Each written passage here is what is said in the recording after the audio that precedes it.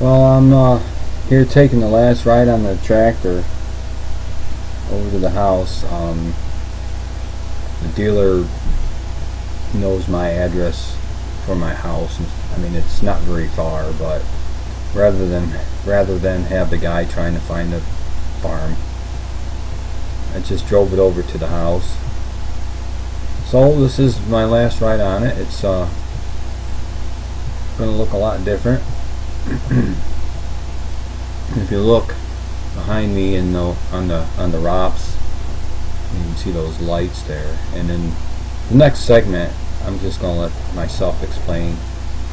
But the dealer called me about some things that they're going to do for the tractor, on the tractor. So it's kind of like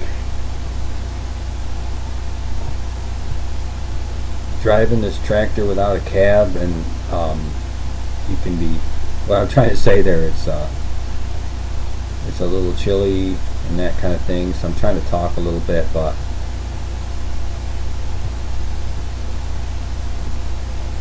it's kind of going to be a different feeling when you can get in a cab and drive down the road, or when you're working and the wind's not hitting you and there's actually a heater in there.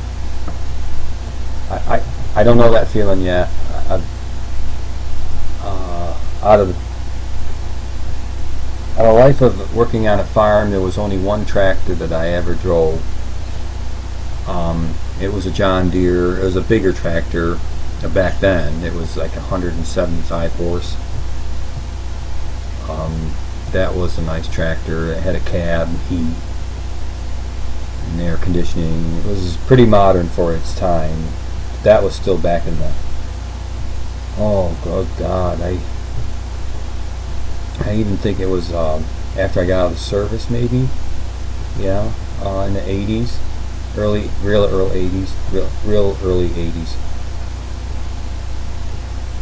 And I didn't know if I really liked it then, because I was so used to just cabless tractors, but it was hard to see for me. They've come a long way in the different types of.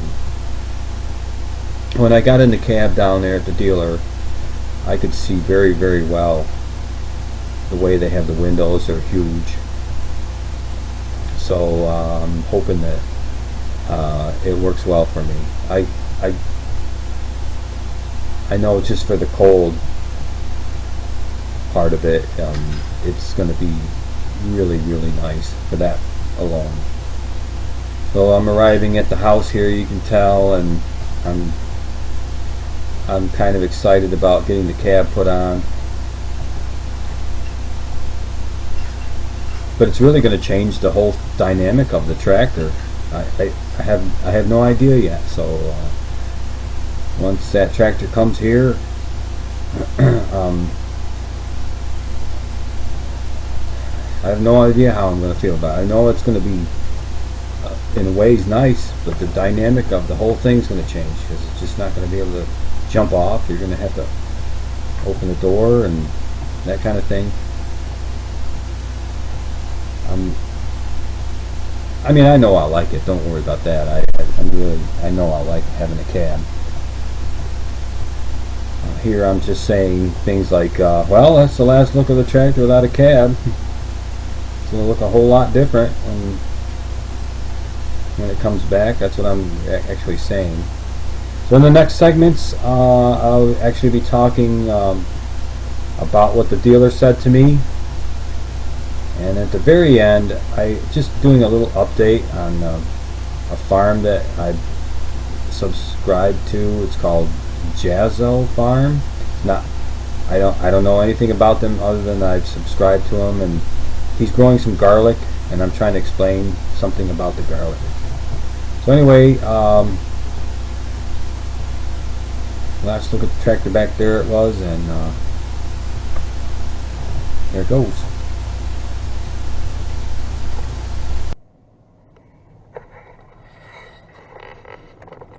So I was filming a little bit yesterday, and the weather was, I drove the tractor up, you see, And this is today.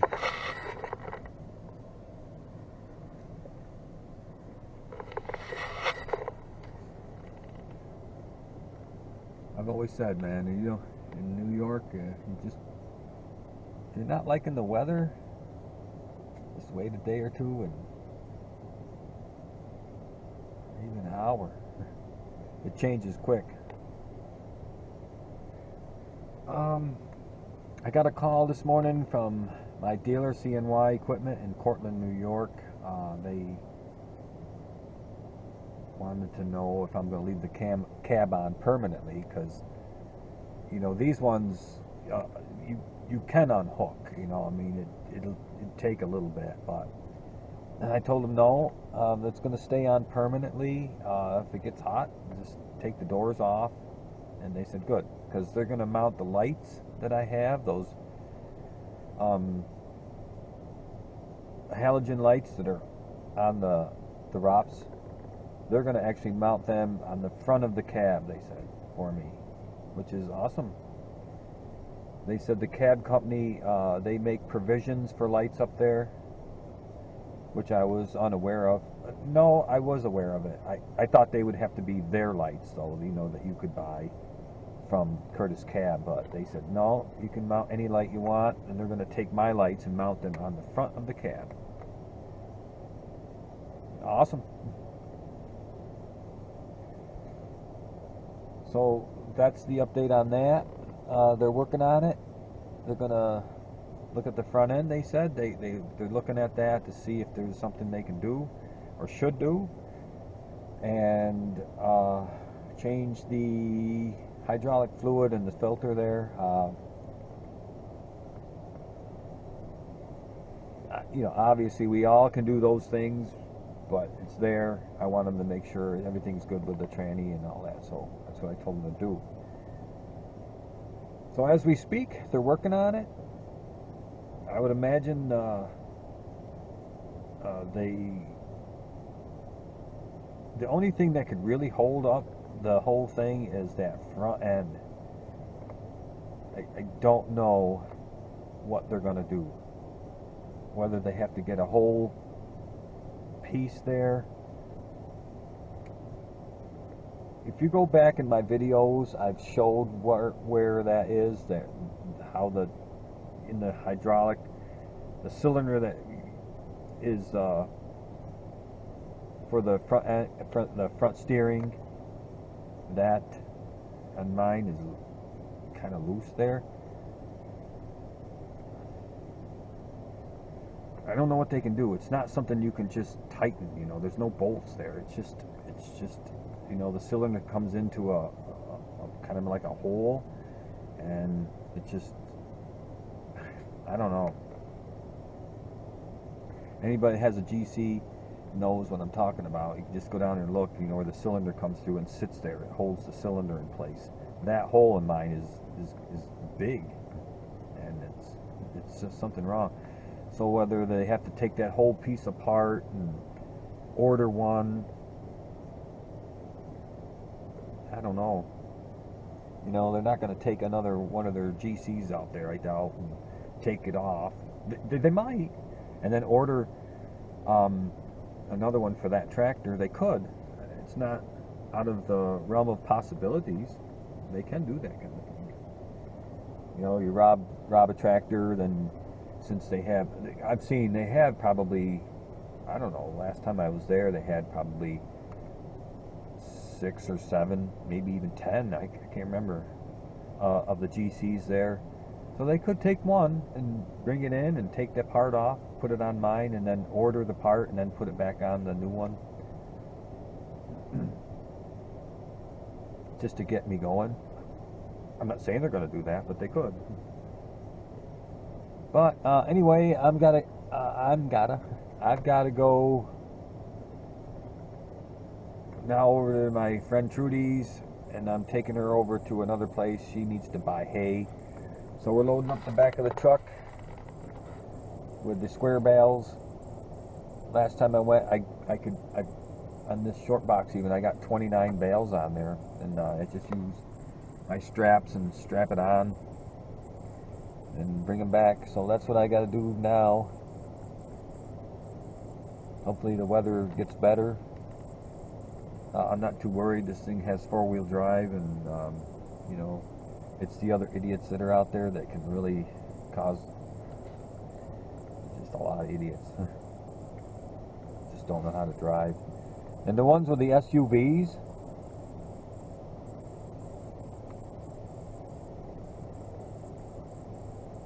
I see them flying by here in snow.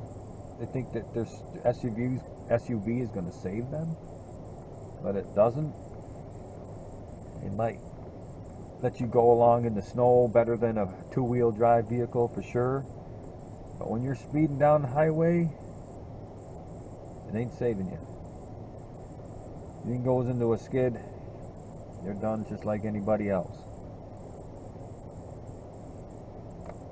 Alright, that was just a ramble. Alright, I gotta go get some hay. Maybe I'll film a little bit of that. I don't know. I'll talk to you guys soon. Bye.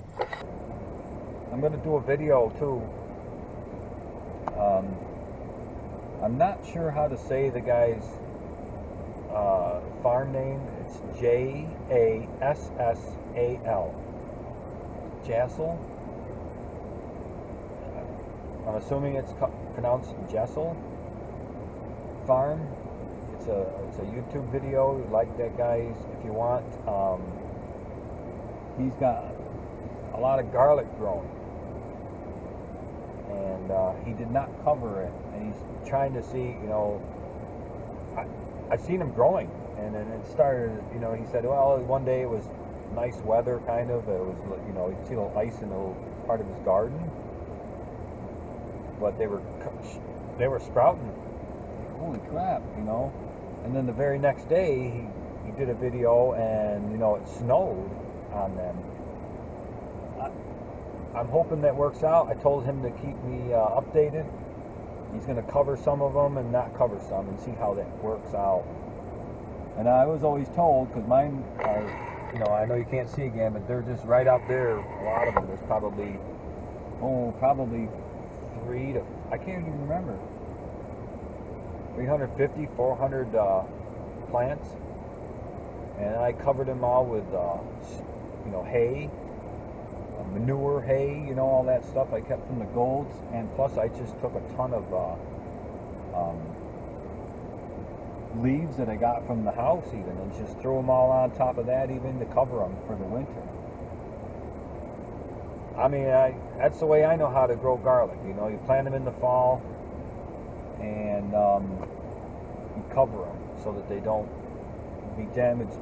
They're not damaged by the cold wind and the snow, just the cold. I want to see how that works out, but go there. I want to see if they actually live, because that'd be kind of awesome if they lived through the cold. I don't know where he lives though. I don't know the climate, if it's just going to get warm after the snow. But interesting. It's very interesting to me. I mean, I know here we get sub-zero temperatures, and I'm pretty sure, I'm very sure that the garlic would, if I just did not cover them, I'm pretty sure they wouldn't make it.